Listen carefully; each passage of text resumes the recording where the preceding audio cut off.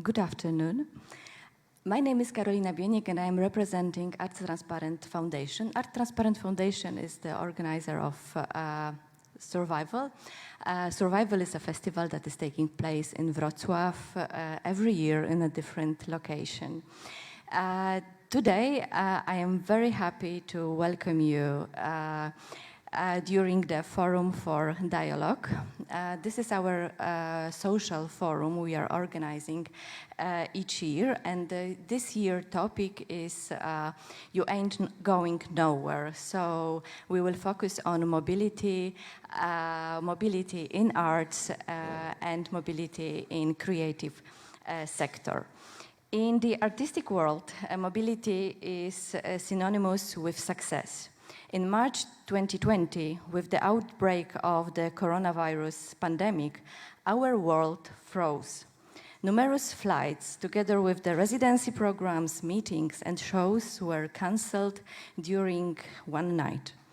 Over the last several months, we've learned to live with it. However, we've never fully accepted it.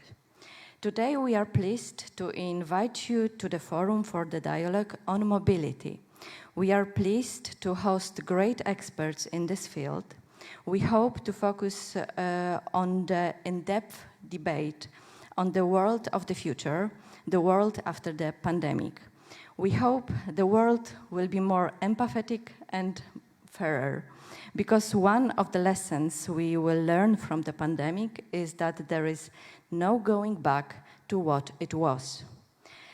Now I would like to give the mic to my dear colleague Małgorzata Miśniakiewicz, who is the curator of Forum for Dialogue.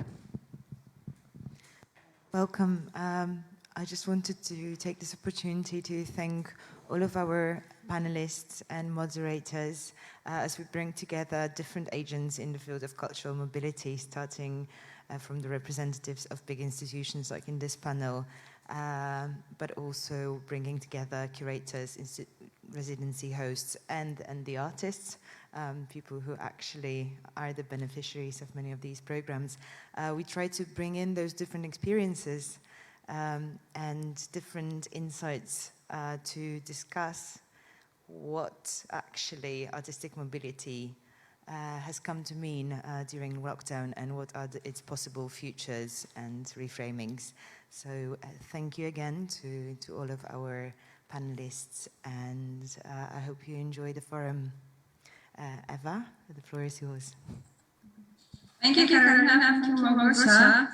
Ladies and gentlemen, dear guests, on behalf of Kreatywna from Poland, it is really my great pleasure and honor to welcome you, all guests of the Forum for Dialogue debates and partners with whom we have the honor of organizing the event. Cultural and creative sectors are among the hardest hit by the COVID-19 crisis, in particular performing arts sector, international collaboration, mobility of artists and art residencies on site have suffered the most. We hope the pandemic is in retreat and the sectors will soon recover stronger than before the pandemic. With today and tomorrow debates, we are inviting you to reflect with us on the future of mobility in arts and on new trends, new solutions, new practices, new waves of support, hopefully not forced by, but gained thanks to the pandemic. We would also like to inspire you to look for, to search for various forms of support for the cultural sector and the mobility of artists and culture professionals, including opportunities offered by the leading European Union program supporting European cultural and creative sectors, that is Creative Europe program. Creative Europe supports transnational circulation of artists and works, capacity building of the sector and artists by supporting emerging talents and skills development of artists and cultural professionals, through grant schemes and its flagship initiative in the field of artist mobility, the i-Portunus program. Just in a few moments, our guests will talk more about the i-Portunus project and the International Visegrad Funds. But if you would like to learn more details about these programs and other residency initiatives, Please join us too for the Monday afternoon Mobility and Arts Info session. And once again, I would like to express on behalf of our team, Creative Europe Desk Poland, really sincere thanks to all the guests and partners of the event and to Arts Transparent Foundation for inviting us to collaborate and for the amazing preparation of the festival, the info session, and the forum for dialogue debates. I wish you a fruitful and inspiring event. Thank you. Thank you very much, Eva. And now I'm inviting Ms. Joanna Nogieć from WSB University in Wrocław. Thank you. Hello, everybody. I'm so glad to see you here. My name is Joanna Nogieć. I'm the Vice Chancellor of WSB University. We are now in studio in our main campus in Wrocław. I hope you to see this beautiful place, but maybe next time. WSB University is one of the biggest universities in this region. We have approximately 18,000 students. So I would like to say once again, thank you for choosing us as a host. I hope that you will spend this time in this panel as a very interesting and fruitful discussion, and I wish you all the best. Thank you very much. And now I would like to give the microphone actually to my dear friend from Austria, Ms. Sylvia Amann, to start the first panel entitled "You Will Join the Meeting When Someone Lets You In: Geopolitical, Cultural and Social Dimensions of Artistic Mobility." Sylvia is committed to intercontinental relations with the focus on new ways of cultural cooperation, especially between Europe and Africa. She was a member of of the panel of European Capitals of Culture, and she works worldwide with a focus on innovative European cultural policy. Thank you, Sylvia, for accepting our invitation, and the floor is yours. Thank you very much, Carolina, for the nice introduction. Very warm welcome to all the participants to this important forum, and also this very crucial topic. We are talking about mobility, not only today, but it will be a strong focus of the whole forum, but it's a central part of cultural and artistic activities. It's at the heart of our DNA and also of what we are doing. And it has many, many dimensions. Of course, we talk a lot about artistic exchange, artistic cooperation, but mobility means also encounter, means also meeting, means also better understanding each other, means intercultural exchange and building also of European and international communities. So a lot of things to be discussed and a lot of things to be considered. And that's what's the plan for the next 1.5 hours, to dig deeper, to understand better. In the first kind of round of input from all panelists, we will have insights in the current practices of mobility support, but also of mobility frameworks and lessons learned. So a little bit to better understand the overall status and frameworks. Then we go hopefully in a good debate after having heated up with the first interventions in a discussion between the panelists on which we will mainly focus on also future development, lessons learned also around the pandemic. And then last but not least, we are open for questions and we'll try to answer and also bring in the point of views of people outside from this panel. So to start, I would like to present our panelists, and I would also like to thank you all again for your time. And we are very delighted to have such competent minds around this, unfortunately still digital or hybrid table. So I would like to warmly welcome Helene Skikos from the European Commission. long background in different international cooperation activities led by the European Commission. And she is also working on i-Portunus. And so therefore also provide us then further insight in to this area and to this initiative. Then we have also Marianna Neupauerová. Very warm welcome to you too. So Marianna is Deputy Executive Director of the International Visegrad Fund, also an institution active in mobility for quite a while, and has university background from Prague, Venice, Hamburg, was also working for a European representation at the UN, and also for Slovak Commission of UNESCO and Ministry of Foreign Affairs. Very warm welcome again. Then we have Jotham, Managing Director of MitOst. He is the one being already in real life, so having managed to travel again and not sitting in front of a screen now. MitOst is based in Berlin. It's about citizenship, education, cultural exchange, but also sustainable development, also in city context. And he studied political science in Amsterdam, was working also for European Cultural Foundation and for the Netherlands Ministry of Foreign Affairs. So hello again, also nice to have you with us. Then we are having Vidović, Director of Kultura Nova Foundation, with also very interesting background in comparative literature and Indian studies, so from Zagreb University, and very long time engaged also in cultural policy development, member now of NCAT board of European Foundation Center, and also in the Open Heritage Project. Very happy to have you here with us, pleasure.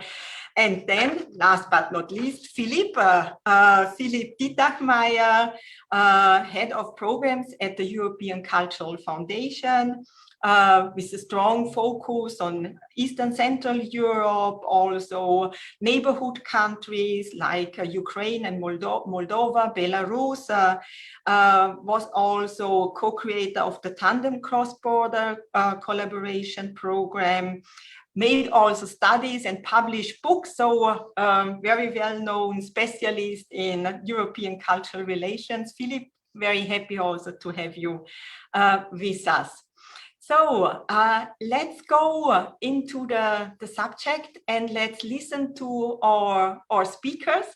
And please, Helene, I think we decided that you will be the first one to provide us further insight in mobility support activities and related thinking and reflection behind. Please, the floor is yours. Thank you. My pleasure and my honor. Thank you for the invitation.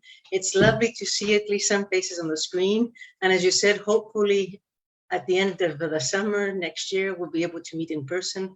There's nothing like the physical contact and exchanges. So based on what you've sent me, I'd like to introduce to you what our new mobility, the EU's mobility scheme, i-Portunus, but starting with the background. And the background is that for decades now, we know the benefits of Erasmus, the mobility scheme in education.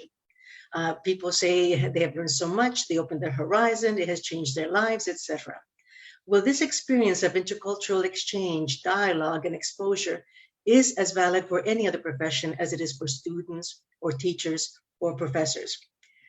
On the other hand, we also had demand from the stakeholders themselves, artists, cultural professionals, large organizations, asking that this is something that they would like. They would like to have the opportunity and have funding to be able to travel abroad to work with their peers somewhere else. And finally, we did a bit of a research, and there wasn't something similar inside the member states.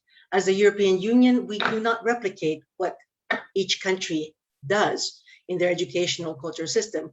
We try to fill in the gaps or provide something that is a little bit more overarching, umbrella, something that is over and beyond and useful.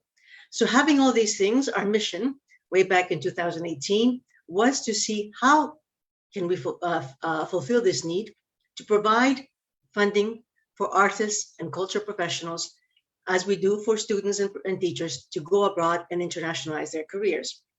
So we looked around at what was available and see if we could do something that's a little bit different. And what was available for most part is that very few countries had funding for mobility.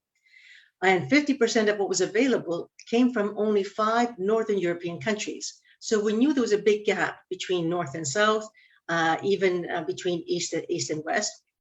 And there was nothing that would fill for, that was bottom up. In other words, most of that was available in these 5 Northern European countries mainly were residencies that had specific criteria that had appeared to certain areas, to certain sectors, and for certain people. And how they were selected and who could apply was, as I said, very, very restricted. So our first idea was that we make this something completely different. We will have something open, bottom up. We will not tell people what they need to do. They will tell us what they want to do, and we will fund it. So we developed a scheme that's very light, very flexible, and hopefully, and we think, and we've been told, very, very useful. So what i-Portunus does is that it funds people as long as they reside in one of the Creative Europe countries, that is, countries that participate in our program, Creative Europe, the EU program for culture. And we have the 27 member states, but also we have countries from the Western Balkans, Eastern Partnership. We have countries from the European Economic Area, Norway, Iceland, etc. And we have countries from Southern Mediterranean or Northern Africa. So countries that participate and can take part in any project in Creative Europe program can also take part in this mobility scheme. And it funds short-term mobilities. The first time we started to evaluate how much, and we gave mobility funding for up to 80 days. And we realized that not many people wanted to go away that long. Not many could go away that long. So now we're focusing more between 7 and 60 days. And we give them a lump sum. So we tell people, you tell us what you want to go, where you want to go, who you want to go to do this with, what will be the result of your mobility, and here's the money, and you use it as you like. The objectives is to connect the artists, is to let them decide what they want to do, and to support their international collaborations, also to help them shape their career. That is the important things. We offer this to people residing, and they had to be involved, of course, either as artists or cultural professionals working in the areas of culture. In all sectors, I should say, except audiovisual, because our media sub-program has similar, as a different strand. But anyone residing in a legal resident in any country, so we do not ask for nationalities. We don't ask for proof that they are an artist, but we do ask for something like their work and that we know. And it can be from any, going to any other organization. It can be a public or a private, it can be large, it can be small, as long as there is a cultural and an artistic element to the project that they will do something, co-produce, co-create, they will learn, they will train. As long as it's not in a formal educational center, they can go for a residency as well. They can go to train with a master's, they can do whatever they like. We have very small requirements, as I said. A simple form. Most people say they take them less than 2 hours to fill it in. And what we ask is that they tell us what is their project. For example, I want to go and work in France, in Paris or Toulouse. I am coming from the Ukraine, and I want to go there because this is where they have the Vitra, this is where they have the stained glass workshops, and I'm starting out and I want to learn from them. This is a type of professional development. Another one is I'm part of a troupe. We are in theater or part of a chamber orchestra, and we want to meet in Berlin with another group, and together we'll perform. They will co-perform, they will co-create. Anything that they decide to do, it is tailor-made, the project is for them, the outcome is for the benefit of the person traveling, the artist or cultural professional, And because it's a long artist and culture professional, forgive me, I will say artist, but I mean also anybody working in the field. So this is what we set out, and we've had since 2019, given this opportunity via a consortium that is larger culture organization that set up the details. They do the management, the logistics, the payments, the selection, etc. So the Commission funds this mobility, but they do so via a consortium of culture organizations. In 2019, the first project was run by the Goethe Institute in collaboration with Institut Français and also Izolatia in Ukraine. And there we had, surprisingly, although it was very little known and the first time of its kind, 10 times more applications than we had funding. We saw that this appeared particularly to young people and emerging artists or professionals just starting, those with lower incomes, more women than men. And although we could only fund 330 some odd people to go abroad, we had over 3,000 applications. 80% of them said afterwards that they would change nothing in the scheme, maybe more money. Most of them said they acquired new skills, collaborations, connections, and they found new audiences for their works. And surprisingly, with a small grant where the maximum amount of funding is about 3,000 euros, about 50% of those who took part said that they were offered some type of employment as a result of what they learned or did in this small mobility. So we're very happy with this little scheme. We're very excited, and we're very, as everybody, very pleased when we hear that it works, that people enjoy it. So now then we had COVID, as everybody did. Nothing happened in 2020 due to the restrictions. However, at the end of 2020, we contracted 2 more such consortia. One again headed by Goethe, and another one headed by the European Cultural Foundation. And you will hear more about the second project later. So we continued now to tweak a little bit. So we changed the parameters. We changed as to whether they're paid in lump sum or per diem, etc. But we had, in the first half of this year, calls for individuals to apply, as they did in 2019. And over 300 were selected in the Goethe project to go abroad. We're just starting to get people to come back, because the first time that they could actually go out was in June, and some took immediately advantage and they're coming back now, and they're super excited. We were concerned that maybe it would be difficult and people would be afraid to travel. And we thought we might have to have a backup as to what would happen if maybe virtual collaborations, but we've had no one wanting not to travel. As a matter of fact, I think people are yearning and they want to travel. So I'm pleased to announce that we have this, the new scheme with Goethe, the new project with Goethe that started, that is ongoing, that is funding, selected, and people will go out based on the selection until the end of this year on that project. But we have one more project running, and this is the project headed by the European Cultural Foundation, something you'll hear about later. And this project, we thought we'd do a little different twist. Our idea is to help individuals support their careers, internationalize their career, shape their careers, and help them advance as artists or culture professionals. One way is for people to say, I want to go there, and this is why. But sometimes people are not so connected. They don't know where they want to go, and they don't know who to reach out to and how to find a host. Because our mobility scheme is not a touring scheme. You will not be given money and then decide, well, I will go to Belgium, I will go to Brussels and see what happens. You have to have in advance an idea, a plan, to prove that you have someone to collaborate with, an organization, a master, and then you will be funded. And that's how it was in 2019 and the first part of the year. In the second project now, headed by European Culture Foundation, we're turning this on its head. We are saying we can be funded and support arts the other way around, by giving funds to small organizations, large organizations, public, private, whatever, museums or a small theater company. We can give the hosts now money to bring in artists. But again, not they take the money and later they decide who they bring in, what they will do. They will have to have a plan. I will bring this artist or up to 5 artists here, and together we will do this project with them.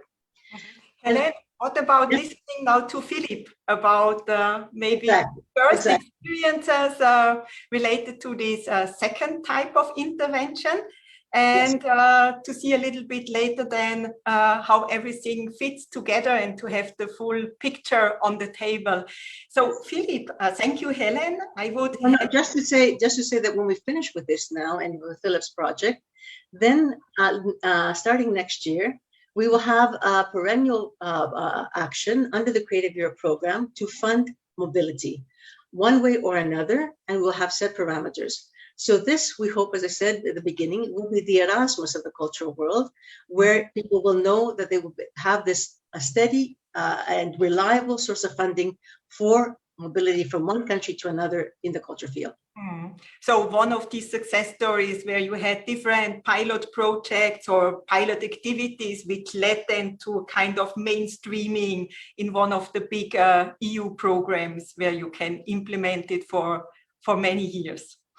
Perfect. Thank you, Helene, again. So let's see for Philipp. And Philipp, please go ahead with your insights from European Cultural Foundation.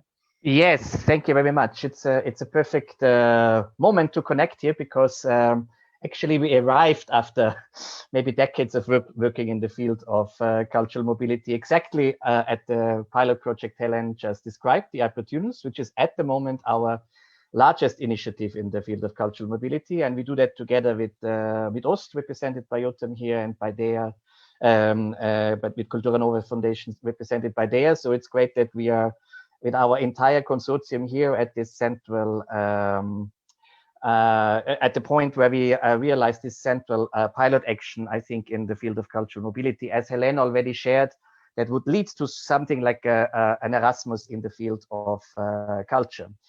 I thought I'll give you a very short genesis with some points on where we come from and where we are maybe a bit stuck now, or at least puzzled in terms of what the future of cultural mobility may be.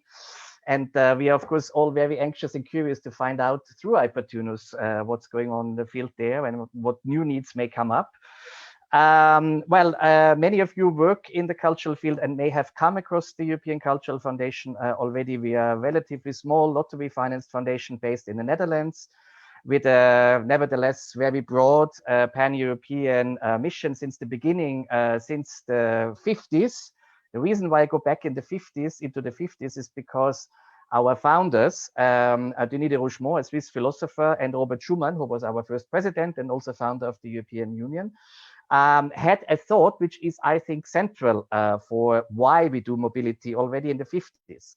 And they thought when the European Union, the idea for the European Union was established as a framework of trade agreements of coal and steel, that this would not work without what they called creating a sort of like a sense of belonging, what they called a sentiment of Europeans to this joint thing they tried to develop.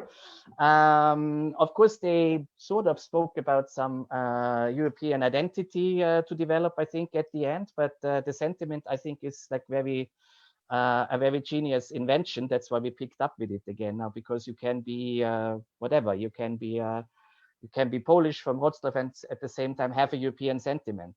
So that is also always has been very central, and we 3 years ago almost, we revisited these old statutes of the foundation and came like, hey, but this is still very much the case nowadays. Now, what do you need to create such a sentiment, or what is it? Helene already mentioned the Erasmus Students Exchange, and the European Cultural Foundation was in the 80s, together with the European Commission, also at the cradle of this Erasmus Students Exchange scheme. Recently, or since we have this new strategy, we hear, or like people see on our website and read about this sentiment and ask themselves, like, what is it?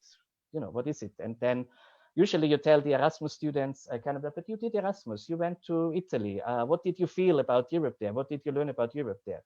That's the sentiment.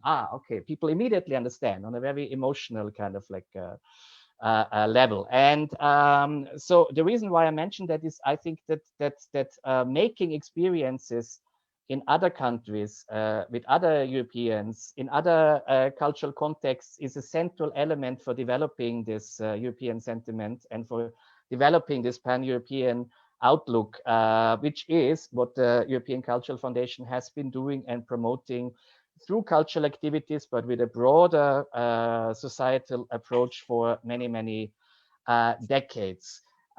Maybe a quick of a sideline, because it's also an interesting thought I just had now joining you online today. In the 70s, we had a whole decade of looking into the future of Europe with a project called Plan Europe 2000. And one chapter was on the future of the countryside. And already in the 70s, some scientists who worked on that predicted that we would live in the countryside and not travel anymore. But we would even grow our own vegetables and things like that. So maybe this is a point where we have arrived now through Corona, 30 years later or 40 years later. So I found that interesting also that, of course, with the help of digital technology, we would theoretically be able to do that now. I come to that in a second also, where we stand now, or how we have been passing through this last year. So yes, the Erasmus program was obviously a very, very important a step for us to basically create this feeling of belonging to Europe, the European idea of connecting to other Europeans. Which we then, in a similar process, maybe as Helene just described, when the Commission started to become the main implementation agency together with all these universities for the Erasmus program, we went into another field. You already mentioned, Sylvia, that I worked a lot in the Balkans, in Central and Eastern Europe, together with there actually also for a long time, and also with Jotham for a long time, where it was a central element also of maybe what we try again now with i-Portunus, to bring in people from what was called back then the margins of Europe. I remember we had a sort of like a report, I think Council of Europe made a report called In from the Margins, and everything was about peripheries and bringing those in Central and Eastern Europe to Western Europe. So obviously mobility played a very central role there as well for and we focused very much on cultural professionals as multipliers, as people who work with aesthetics, who can tell stories, who work with symbolic acts to kind of like show others, show audiences what it means to make an experience in another cultural environment, in another cultural context. And I have to say, this was very explicitly in the framework of our Step Beyond cultural mobility programs, which was sort of like maybe a small predecessor program of what i-Portunus is nowadays, with giving very small grants to people and professionals, especially from areas like the Caucasus, or you already mentioned, or Moldova, or like really from where otherwise, as Helene mentioned, mobility programs would not have been so much available.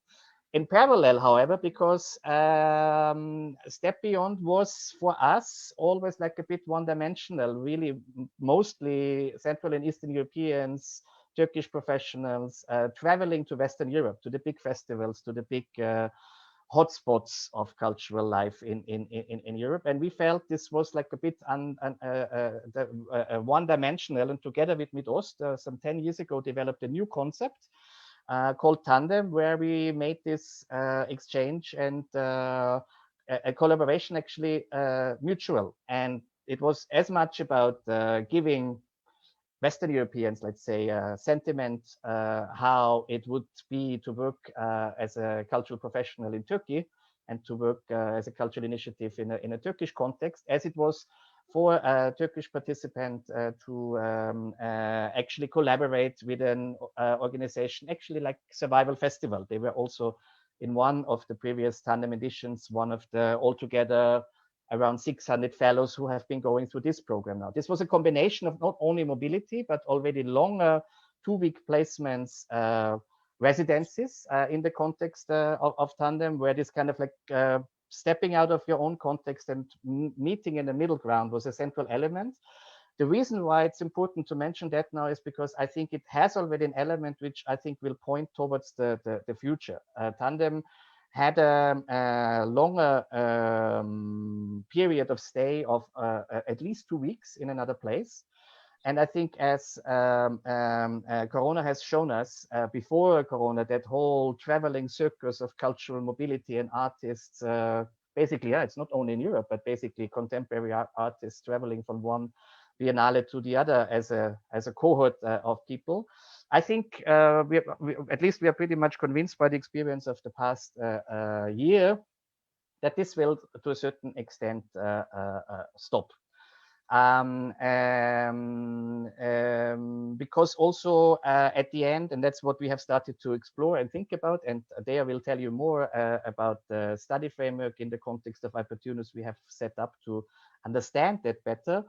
And it's more, you know, like just a kind of like a feeling of where this may lead to, because we consider, and that's why we have a whole cluster of experience programs, that this making very intuitive, direct, empathic experiences on the ground, meeting other Europeans, will remain a central element.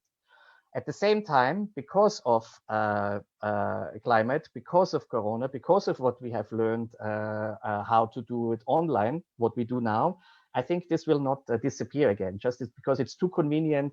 Also, you are in Wrocław in no time. You can gather people, as we see here, from all over Europe in no time, with much less effort, much more climate friendly. At the same time, we very, very strongly believe, also for i-Portunus, also for the future of our experience programs, that providing these experiences will remain a central element. But how? Why not do it longer? Why not stay for like 3 weeks or 4 weeks? Why not do much less travel, but stay much longer, which offers again many more opportunities. You could stay for the whole survival festival, meet everyone there around there, only have to travel once. And then you don't travel like 4 or 5 times a year for like 4 days, but maybe once for 2 weeks, and you stay. And you are, so to say, like a moving office, a mobile office that takes, very old-fashioned, takes courts maybe somewhere, like they did, like kings did in the Middle Ages. You stay there, you meet people, and you move on, and you only travel once. So I think this points a little bit to the future. We don't know how it will go. i-Portunus will, with these host organizations, working together with artists, give us a very interesting opportunity to figure out how this will go, because in the first phase, hosts and artists can also combine their physical travels with a virtual exchange, and we'll see how that goes in the next month. Applications have just opened. Jotham will present the whole program, I think, on Monday. I think exactly how the details of all the application process goes.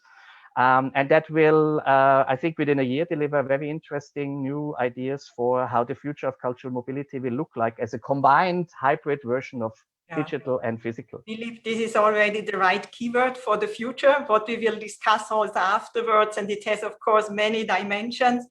Some you have already mentioned, this kind of, you said tandem, but I would also say multilateral.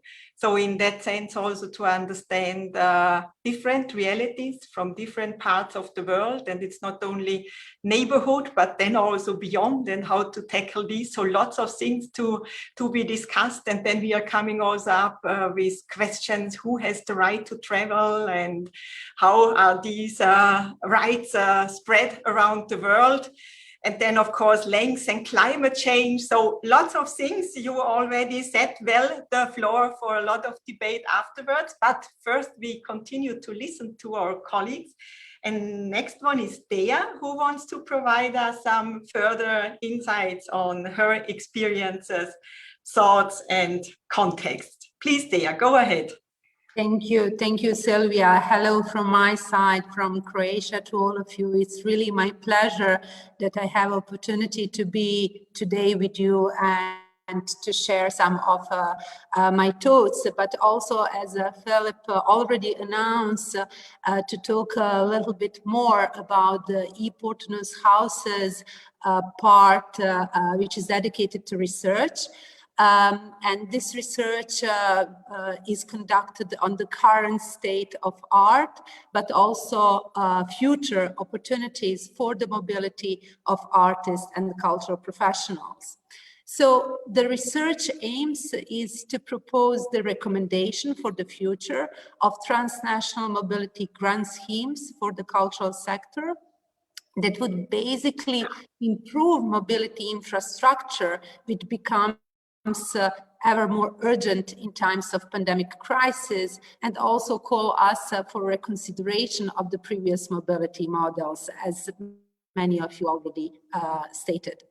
The starting point of the research is the fact that the mobility has been embedded as one of the main principles of the European Union's freedom of movements of goods, capital, services, and persons, and something about that Philipp already talked about.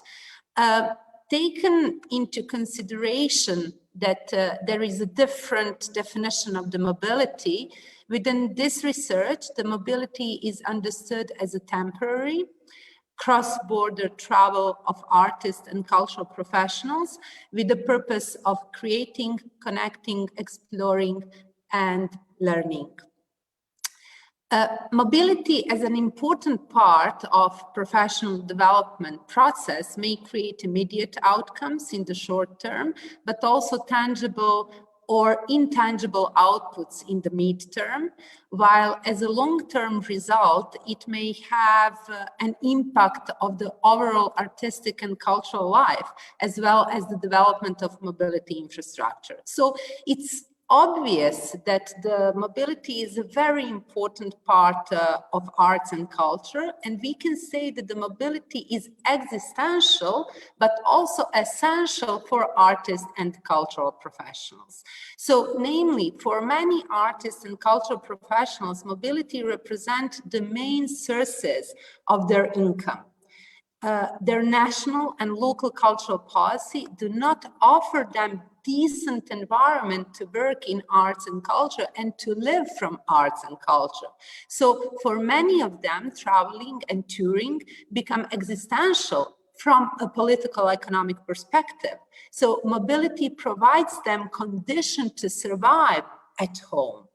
And in that sense, many artists and cultural professionals are dependent on mobility and the funding, and in many cases, on international funding opportunities for the mobility. On the other hand, mobility is essential from an artistic and cultural perspective, since mobility has been an inherent part of artistic and cultural activity and the creation. Namely, artists are moving all the time, centuries ago already.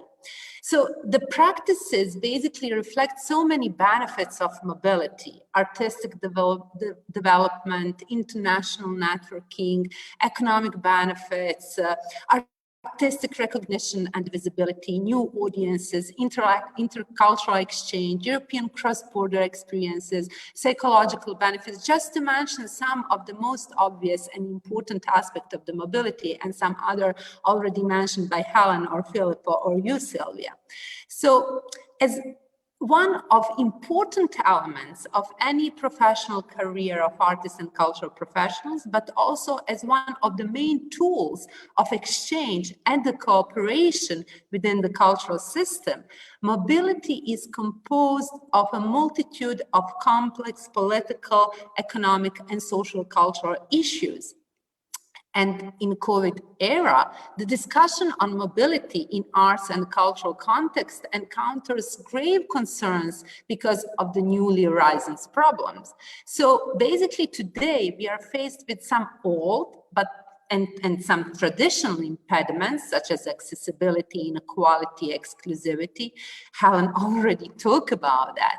But with the corona crisis, we also face with the new problems, such as the closed borders, closed cultural institutions, safe mobility, health issues, virtual and the hybrid mobility as an alternative to physical movements and the connectivity. At the same time, the discussion on mobility confronts environmental responsiveness. And we could say that the arts and cultural sector understood the wake-up call of this pandemic regarding the climate urgency.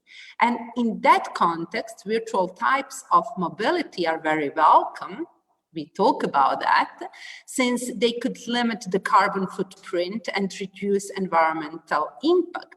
But this being said, virtual mobility doesn't possess the human aspect and the direct connections which now our colleague Jotham has, because he's obviously the only alive, because that they are replaced by technological mediation. And it means that the digital mobility or any other alternative type of mobility requires change of our mindset and understanding of mobility, but also changes within the provision of policy for arts and culture. So to sum up, mobility confronts many challenges. Absence of flexible mobility funding schemes, lack of proper mobility opportunities for artists living with disabilities, to mention also them, lack of information about the mobility opportunities, lack of proper support from local hosts, then absence of adequate working and living conditions at the destination, lack of knowledge about the mobility, lack of capacity for mobility, lack of resources for mobility, difficulties in achieving work-life balance during the mobility stay, lack of support for mobility opportunities with children, big taxation and fiscal obligation in the country of residences, then visa and work permit obstacles, and many, many, many others. So all those aspects we will explore within the research of this i-Portunus houses project through the several dimensions, local, green, participatory, and networking dimensions. But as we are still in Corona time, we will also consider new dimensions focusing on the aspect of safe digital blended mobility and so on. And all that mentioned dimensions we will explore among the artists and the cultural professionals who are the basically creative traveler and the one who experiences the mobility, but also the research will also include the local host that provides the mobility infrastructure, and their role is basically the crucial. And we will focus also on funders that together with the local host creates the mobility opportunities and could improve the mobility conditions. Thank you very much, Dea. I think there is a lot of food for thought in the study design you have already outlined. And we are looking also forward then, of course, to final result and also to read and to discuss then on the report, and certainly a lot of valuable input for future development of mobility programs. Maybe just to take out two elements from your statement, I think we have not yet discussed before in this panel. So I think one element is the environmental dimension, of course,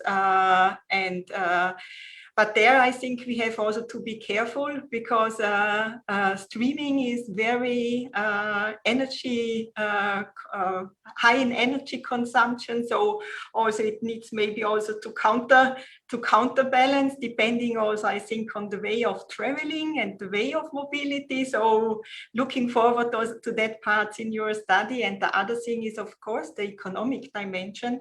And this is even more valid now in hopefully post-pandemic times, where we are only facing severe economic disruptions and social disruptions.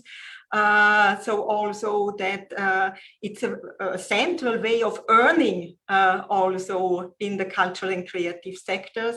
And this is even more valid also in the European context, where we are having many very small countries. And when you are highly specialized in an area, the home market is just too small. So mobility is part of your whole business model in order that you can survive.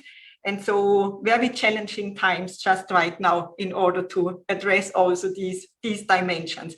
But we are all going already too fast into discussion, because there are so many interesting elements in your statements. And we still looking forward to listen to two panelists. And next one is Jotham, the one who is already face to face with audience and organizers in Poland. So please go ahead. Let us go a little bit deeper in the discussion and to see more about your experiences.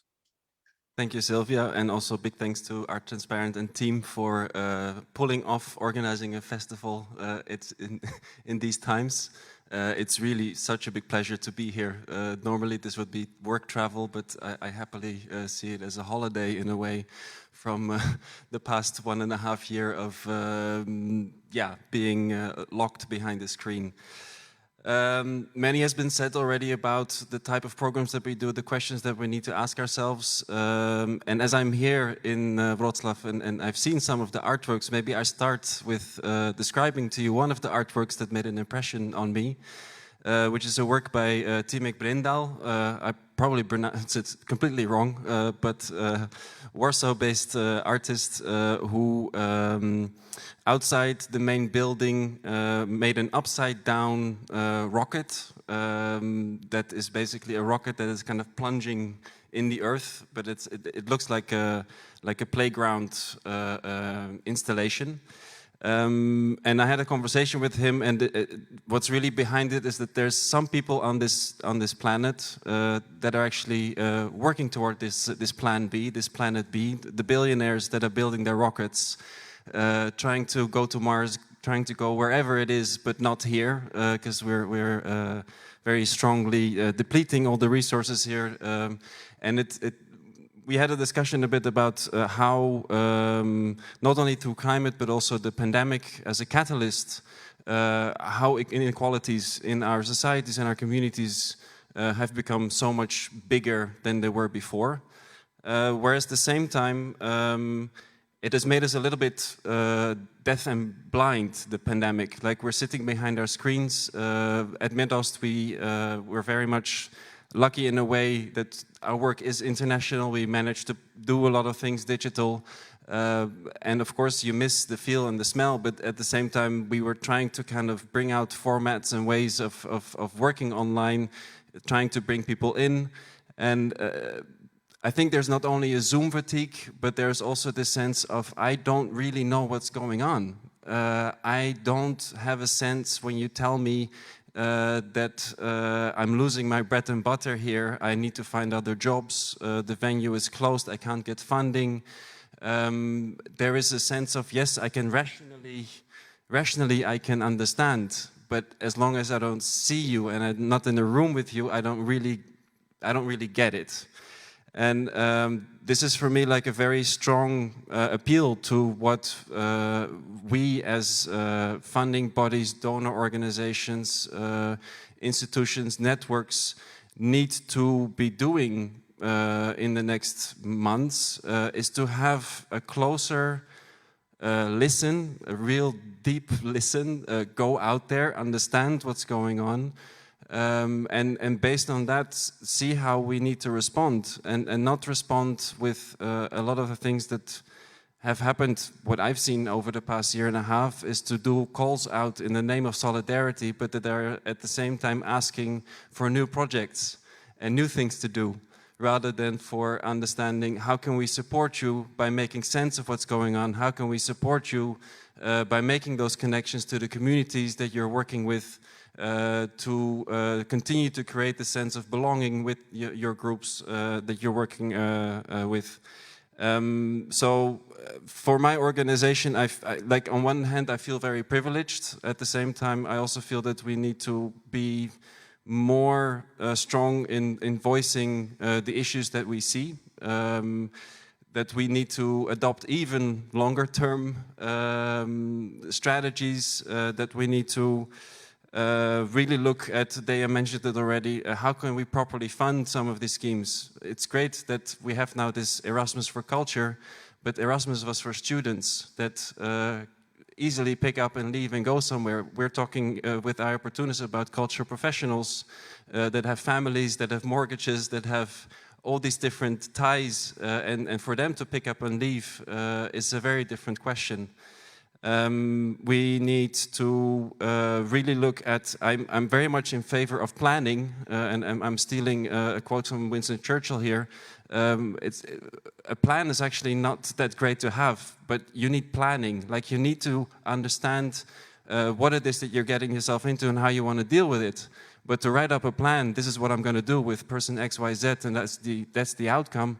That's not what we should be doing here. So we need to also be able to read through or have different criteria of how we measure that. We need to also see how, even more than before, we can move beyond the usual suspects. We've been hosting some events in the past weeks to promote i-Portunus, and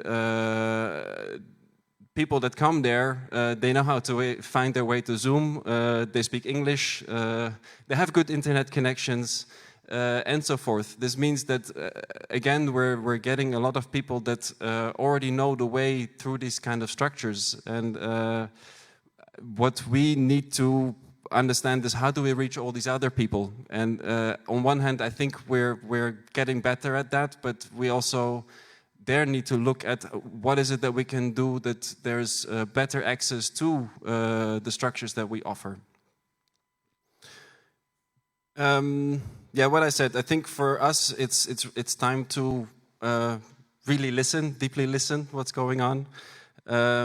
I think for artists, cultural professionals, organizations, I think the task is not different from how it was before.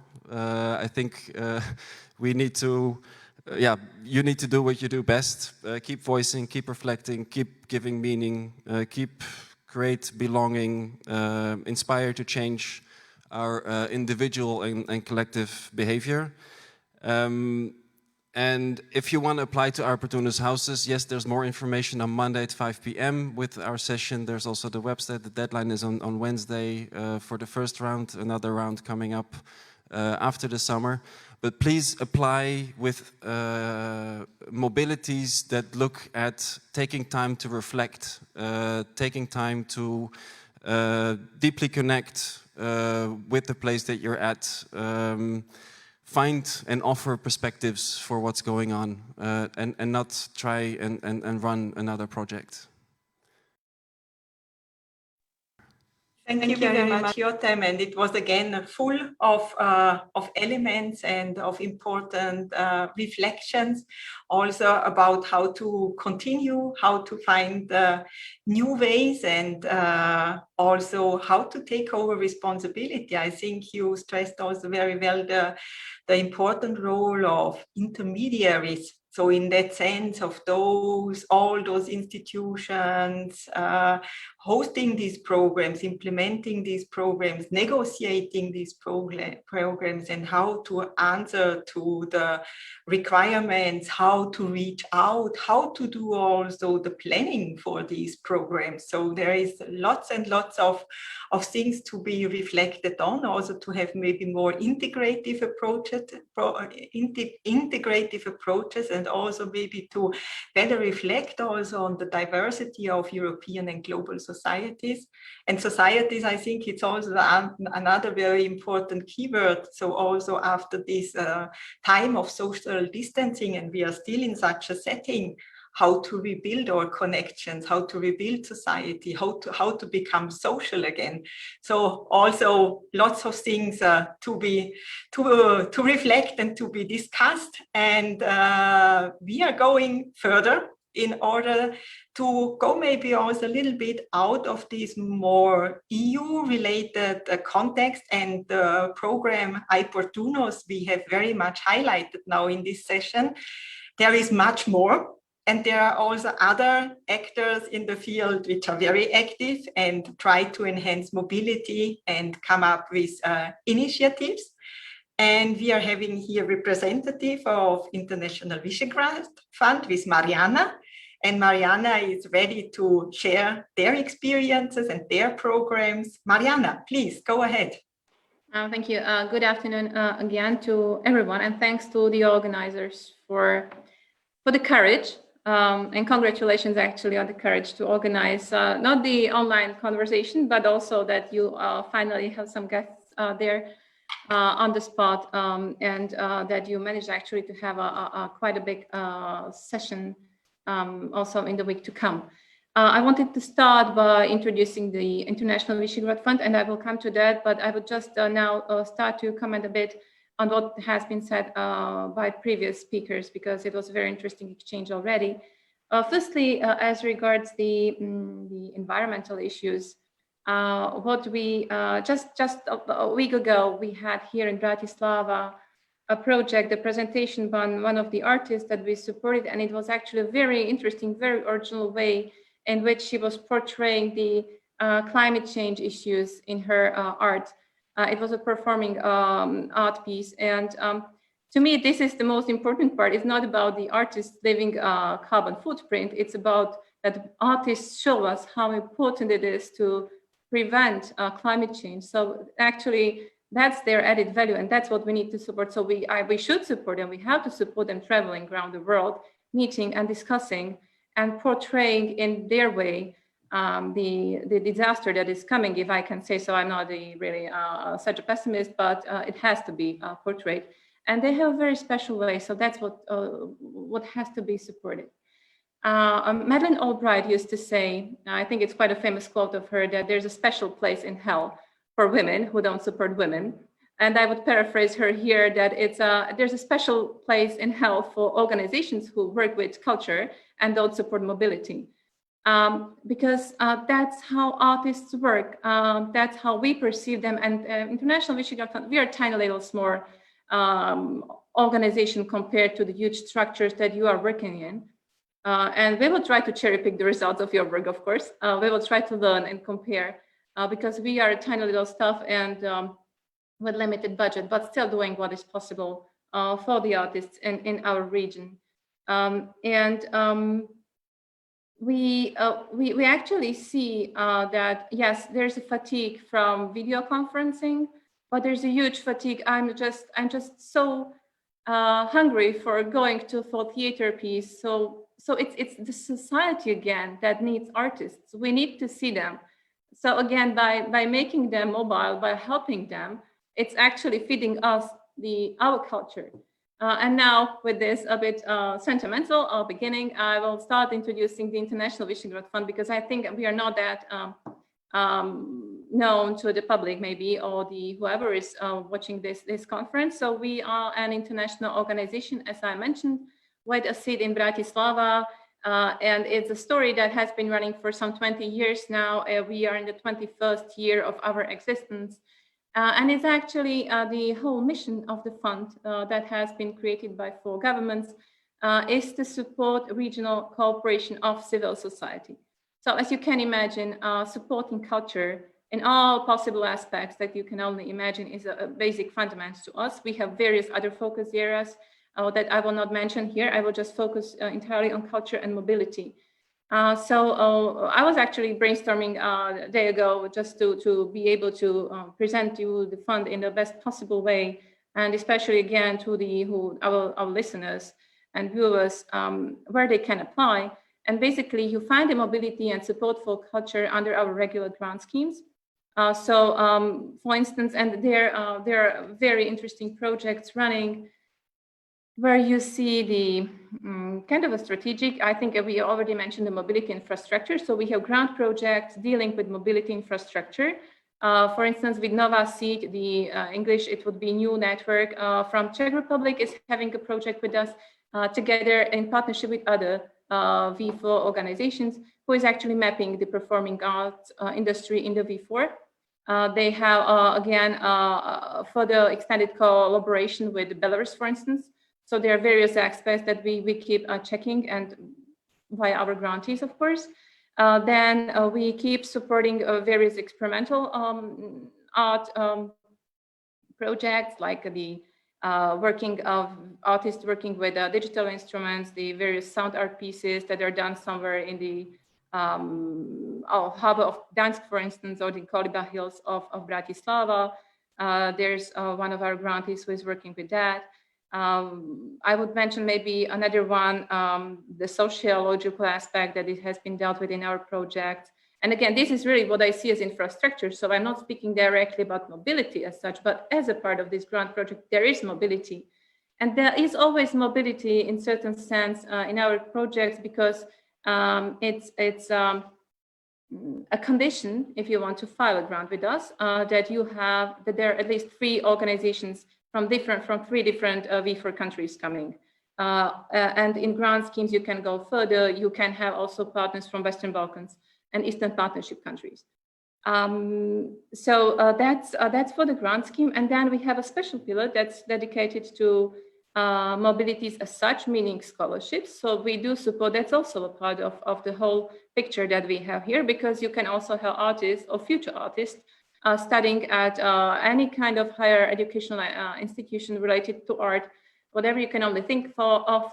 It's up to them to decide. If they apply with us and they are selected, then they can go there. Either within the V4 region or again to the Western Balkans and Eastern Partnership. And also people from Western Balkans and Eastern Partnership can come here. And finally, the biggest chapter is the residencies. We are supporting specifically artistic residencies. Just now in 4 days, we will be having our 4 people from 4 V4 countries, of course, traveling to New York. And I saw in your program that our partner, the International Studio and Curatorial Program, is one of the panelists later in the panel. We are starting this residency with them. It has been for some 10 years. They are our new partner as of this year. And again, what we have learned over the last year is that we have to help artists, but they are so vigilant and we are so proud of them. Because our residents from this region actually had very huge troubles to get to the US because there are still restrictions on traveling from Schengen. Well, they went for 2 weeks to Mexico before they could enter the US soil, but they managed. And it was, we were doing everything possible to help them and they welcomed them, but still it was them who managed. So we are really proud of them. And that's what art is. They always find their ways out. So that is something that is really amazing and is very much worth supporting. So to shed some more light on the residency pillar that I keep mentioning here. So we have a special structure for visual and sound arts here in the V4 region, where there's a magic number 4. So we have always 4 artists or 4 groups from V4 countries, or we have 4 host institutions. So sometimes we make jokes that you have the decimal structures and mathematics, but we have, well, just number 4 or 8 or 16. Then we have performing arts residencies. Again, specifically, we have a little consortia of organizations from all V4 countries. There are slight differences in between all of them, but that's not important here. My colleagues will be there on Monday to present more details. So whoever is interested, they can come and discuss. And of course, everything is on our webpage. And then we have literary residencies. And I would stick for a while with the literary residencies because that takes place in cooperation with Vidović for quite some time already. Over our existence, we have supported 600 artists just for the residencies. I'm not mentioning the other artists that took place in one way or another in those grant schemes. And yearly, it's about €250,000 that we support. It's support to the artists, but we are also paying to the host organizations to host them. And that is something very important that has to be underlined, or I want to underline here, that we are actually supporting a number of small organizations throughout the region. We have started, not just because of the pandemic, actually, we started the discussion about reforming the whole residency program in the fund before the pandemic came, without even knowing that pandemic is going to come because of the lack of visibility, et cetera, as you know, those organizational issues. We were trying to see whether our support is actually sufficient to the artists. Then pandemic came and we were just it assured us how much we need a reform. But there has been an ongoing discussion exactly with those small host organizations who tell us that we wanted to go for a higher structure, for a more structured approach. And they're saying, well, that's a nice idea, but we do need you because the fund has proven flexibility. And that's what they need. They need to see the flexibility, in not least in the being able to postpone, being able to divide the residency from 2 weeks in May and then 2 weeks in July because the artist is not able. So we can, at some points we will get maybe to this courtyard moving around Europe that I loved. but that's not for artists, not many of them. So they have to find those slots in their schedule so that they can travel. That's why I think we quite succeeded last year, because there were those tiny little gaps throughout the year, but people could travel. So then quickly our artists went for their residencies, for shorter or for longer, as much as they could. So we did not have many postponements, also for literary residencies, there are people now in 2 weeks' time. They are in a week actually. Next week they are in Vidović. New artists from V4 supported by the fund will be there. And again, literary residency is another example where we see that yes, artists do need, like writers, of course. What we can think about artists, they sit somewhere and write. That's kind of solitary confinement. But they need inspiration, and inspiration, again, mobility. It means that you are somewhere else, that you meet people from different background, with different background, that you just can stroll around different cities. So there's the magic, and they need the magic, and we need those artists. So Marianna, I think the magic was just the right word in order to go further. Also, thank you very much for your intervention, and also to highlight again also what in a regional context can be done. So that these cooperations of several countries, we know that also very well from the Nordic areas in Europe, that lots of initiatives and programs can be also initiated there, and also maybe provide different layers, because sometimes it's easier to address the first request maybe to an organization which is nearby or which is culturally close, and then to go further. But I understood also that you are having a real global dimension also in your programs, with the example you have also provided from the US. And also I think this is very crucial topic. So how to connect Europe with other parts of the world. We did already, I think, quite a lot for the neighboring countries integration. We talked already about the Balkans, but there is much more. Carolina mentioned also Africa, for example, as one of my focus points in the introduction. But there are many other areas of the world where we are maybe not yet so intensively cooperating. So this brings us to the future and to the debate. Let's see if we can still dedicate around 15 minutes for an exchange between all the speakers. And please feel free also, just as if we would be all sitting close to Jotham on the chairs, yeah. Also to interrupt, yes, thank you for the invitation, to interrupt and to react, so that we have maybe really something a little bit similar than a real debate, and not only this kind of moderated debate. And I want to ask you a very simple, no, complex question, but very short. You are all more in the strategic area, those doing program development, those doing research on it. So we have already had this analysis now. There are so many issues to be addressed and so many questions to be discussed. But what would be your priorities now for your future program development, for cultural policy? What are the next steps on which we need to focus on? What do you think? So what should be very high on the agenda of, I don't know, Commissioner Gabriel, in the European Cultural Foundation, in MitOst, in Visegrad Fund? So of course we can always do small adaptations to a new context, but what are the big questions on mobility in the upcoming 2-3 years, where to focus on? Who wants to start? A too broad question, probably. So, okay, Philipp, go ahead. I can't answer the question. I can only add another source where I think many more questions will come from. And I think that will be a pretty much of a change also in the cultural sector, because I'm deeply convinced that it's probably like a tsunami, this pandemic. Like it's maybe the water has started to withdraw a little bit, but when it's withdrawing, it will still, like a tsunami, destroy a lot and we'll see only the damage that comes up under the surface of the water. So I think we can't even seize, but I'm very deeply convinced that every single sector, like every single public sector, in whatever professional field, in whatever social field, in whatever economic field, will have to answer questions of how, what they do, what we particularly do in a particular sector for coming to terms with the social effects of this pandemic.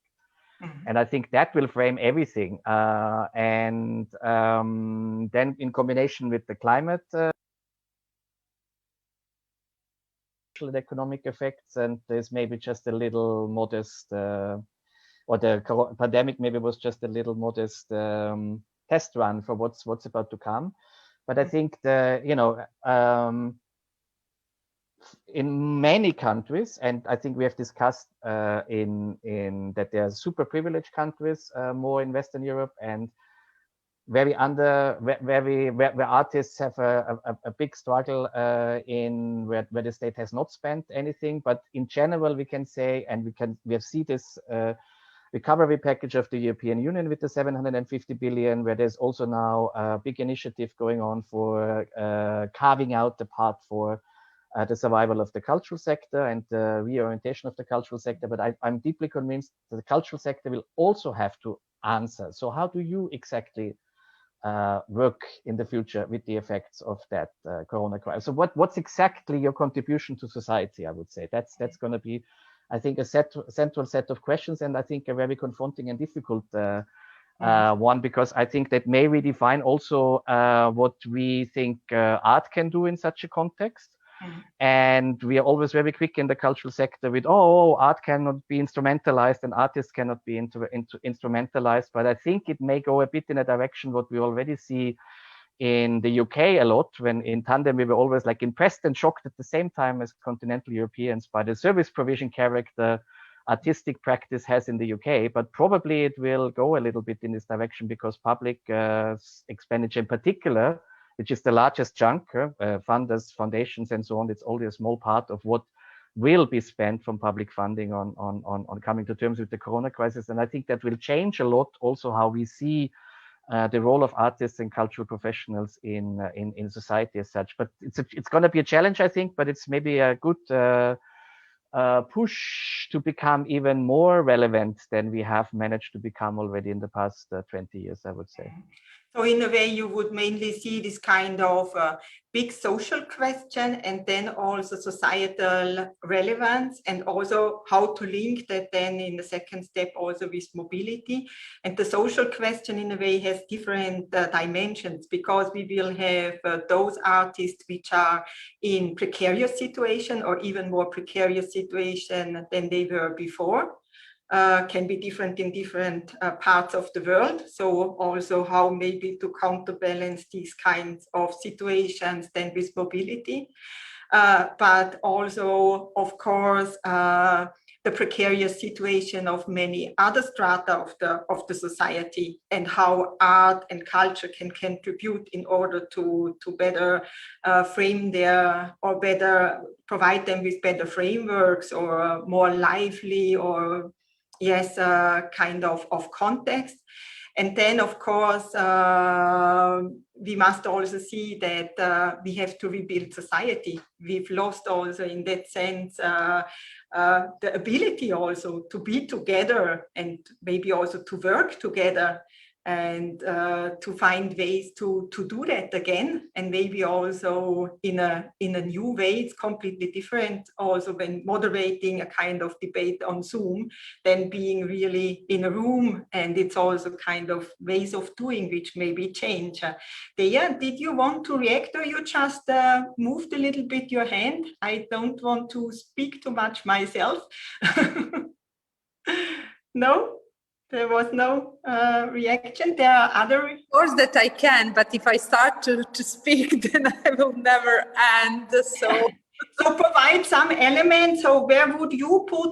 I would just share one sentence with all of you, which is so clear for everything what we talk about, and which is also connected to the future of the mobility. I think that it depends on the cultural policy changes and the funding grant schemes for culture and also, of course, for the mobility of artists and cultural professionals.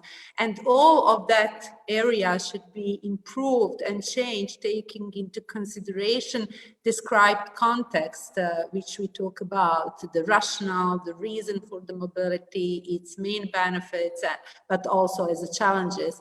And the crucial challenges on that way would be, how to implement all kinds of the measures, recommendation that provide by us or any others in the on the ground, and how to make this kind of the bridge between the policy narrative, policy rhetoric, and the cultural sector. Because we all know that many of things which we already mentioned, we have addressed in so many previous studies and also policy brief and different kind of the policy documents, but we are still faced and repeat the same problems, the same obstacles which we have in the cultural sector, talking about from the working condition, democracy, participation, access, and many, many other things. So the crucial would be how finally to make this kind of the step forward and to change our behavior and the cultural sector itself, because we are part of the whole system. And in that sense, the cultural sector is not innocent, and we have to participate in this kind of the systemic change. And this is what I'm really looking forward, and to which we want as a Kultura Nova to contribute, not only through this search, but also to our practices as public foundations, which is dedicated to non-profit, non-governmental associations in contemporary arts and culture. And here I will stop, because otherwise I will take the floor completely. Okay, maybe you will come in again, but it's maybe also what you have said quite a lot related to the need for a new process also, or to establish a process, and how to see how this, what we already know for a long time, can be implemented now in this specific case in mobility, but it's also the case in many other policy fields, that we are now even facing difficulties when doing our research to come up with new recommendations, because it's already clear, it would be already on the table, it just needs to be done. And then beside the process is maybe also the question, where is the bottleneck and who is preventing us from going ahead? And it's maybe too short analysis just to say we are lacking budget. Maybe it needs more reflection beyond budget, and this brings me again back to processes and to ways to come up to a systemic change. But Helen wanted already to react before. No, I'd like to hear you first, and I'm happy that Philipp and Dea went first, and so I can get their ideas. For me, first and foremost is budget. We've had analysis and studies and questions and policy development and dialogue, and that will continue. The European Commission works on policy dialogue with its member states on a regular basis, working groups, among working groups, expert groups, etc., and that will continue. But ultimately, we don't have any control as to how much of that is taken up or implemented. And you can search for how to implement it. And if you find the solution, please tell us. But things are outside of our control. And for the individual countries, it's also depends on their funding, their financing, and things get complicated. So I think policy dialogue, studies, statistics that can support what needs to be done, processes, that is all wonderful. But what and I will speak at the European level, we can and should do is to fund, to put more money into the mobility. i-Portunus seems to be working. If it's not broken, don't fix it. We know everybody's suffering. You mentioned it as before, the individual artists, the professionals, the theaters, the organizations, everybody. So we've done during the COVID period, almost every major culture organization, the Commission as well, has done several studies to find out how much people are hurting. I think we don't have any doubt that, that people are hurting a lot. Now, we don't need to quantify that to the decimal point. Huh? Now we have to go and provide some relief. We have to go and provide support. So for me, the number one is to fund. to continue funding, to give more money, and to give time. Sometimes I used to tell my students and children, perfection is the worst enemy of the good. And you cannot find the perfect solution from the beginning. Many things you discover as you go through. You see what works, what doesn't work. And you allow organic or bottom-up growth, where you see later which directions things will go, than trying yourself at the beginning through brainstorming, think tanks or surveys to find the solution and a package that you can deliver already made. So for me, funding is the number one. Encouraging member states also to do that as what they do. If there's a way that we can start some sort of healthy competition among member states or organizations, that's always good. People like, if the Joneses are doing it, we will want to do it. We don't want to stay behind. So maybe that can be a process that will work. But the European level, I would like to see our little project, this one, whatever its form later on, to be developed. It's a drop in the bucket, the money we have now. And if every year we can continue to grow, etc. And as I said, I have faith that by learning, by funding, by doing, we will discover what works, what doesn't work, ideas along the way from the people taking part, from the stakeholders themselves, and not from surveys or from a handful of organizations here and there. And the other one is make things simple. Simplicity is important. Part of the success of this i-Portunus is because it's direct. The individual applies themselves. They don't have to ask anybody's permission. They don't, and it's simple. They don't have to collect 1,001 documentation. They don't have to fill difficult forms.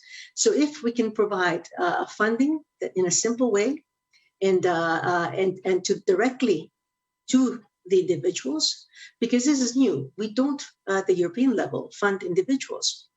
We fund organizations, corporations, etc., and everything we hope trickles down.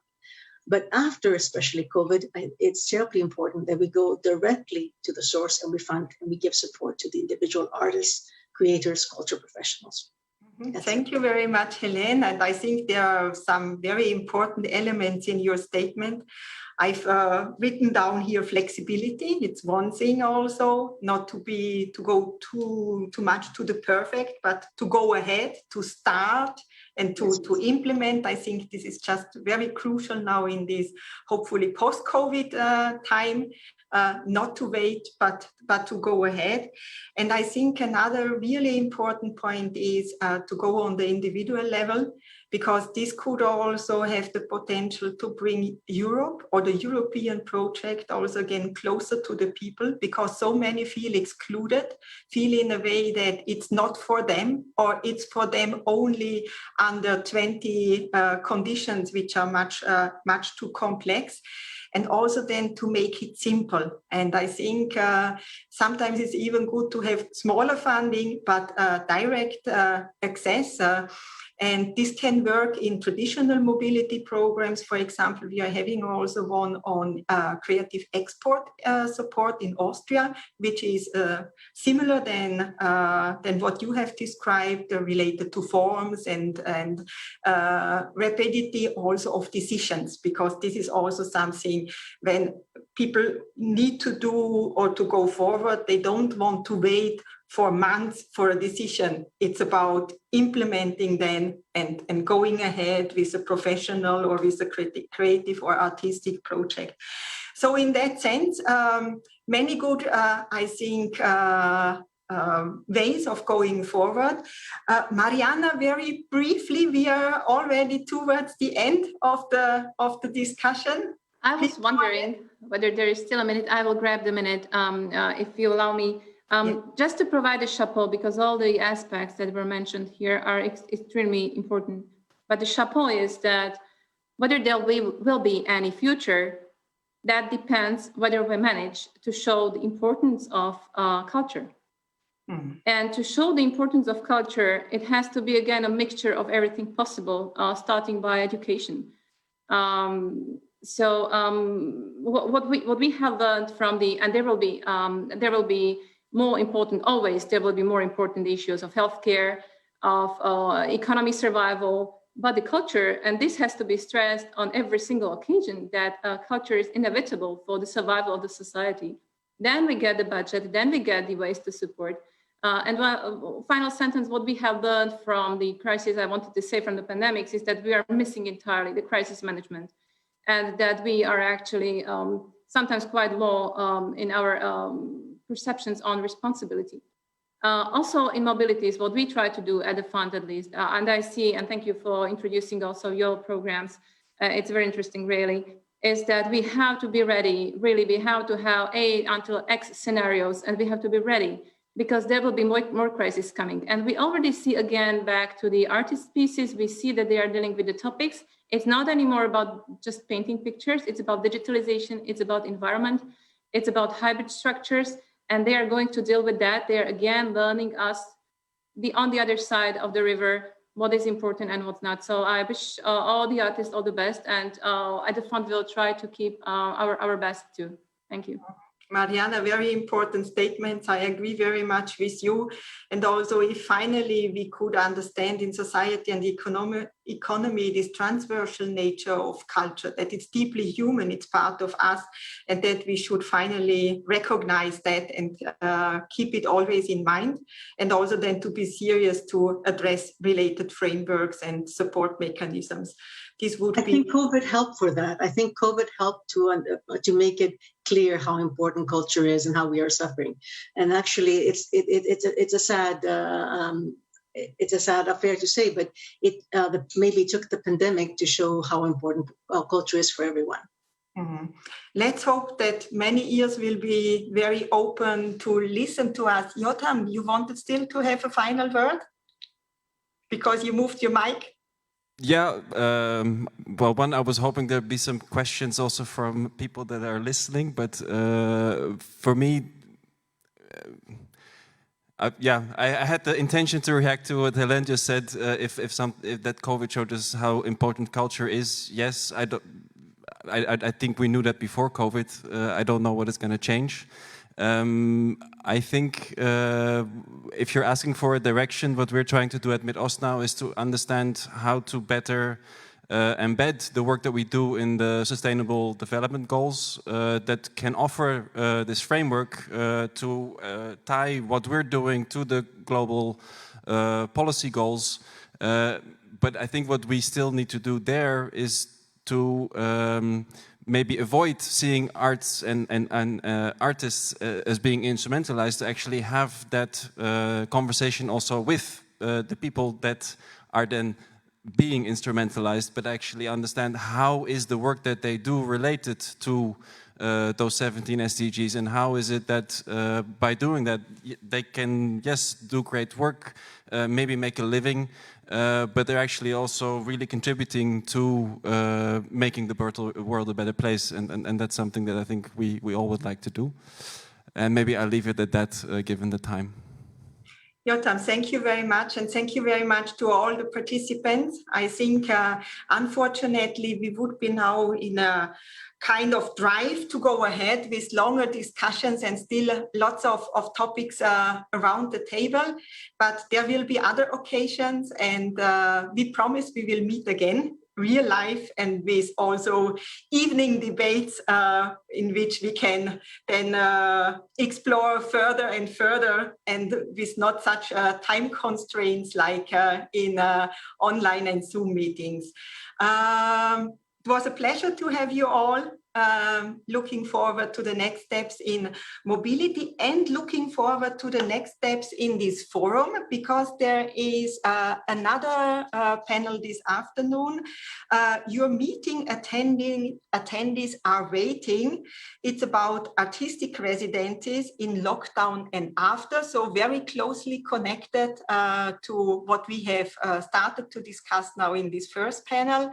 So please feel free to join again a little bit later again. It will start at 5 o'clock, and this session is now closed. Thank you again for everything, and until very soon. Bye-bye.